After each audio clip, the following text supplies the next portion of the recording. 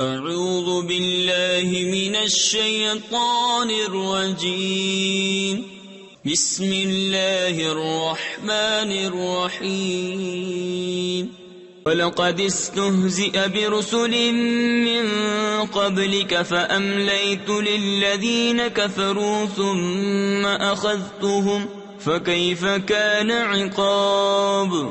أَفَمَنْ هُوَ قَائِمٌ عَلَى كُلِّ نَفْسٍ بِمَا كَسَبَتْ وَجَعَلُوا لِلَّهِ شُرَكَاءَ قُلْ سَمُّوهُمْ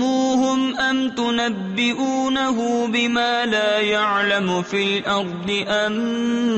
بِظَاهِرٍ مِّنَ الْقَوْلِ بَلْ زُيِّنَ لِلَّذِينَ كَفَرُوا مَكْرُهُمْ وَصُدُّوا عَنِ السَّبِيلِ وَمَن يُضْلِلِ اللَّهُ فَمَا لَهُ مِنْ هَادٍ۔ اور بے شک تم سے اگلے رسولوں پر بھی ہنسی کی گئی تو میں نے کافروں کو کچھ دنوں ڈھیل دی،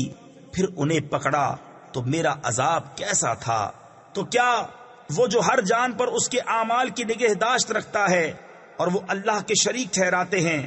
تم فرماؤ ان کا نام تو لو، یا اسے وہ بتاتے ہو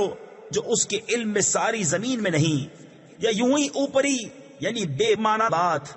بلکہ کافروں کی نگاہ میں ان کا فریب اچھا ٹھہرا ہے اور راہ سے روکے گئے، اور جسے اللہ گمراہ کرے اسے کوئی ہدایت کرنے والا نہیں۔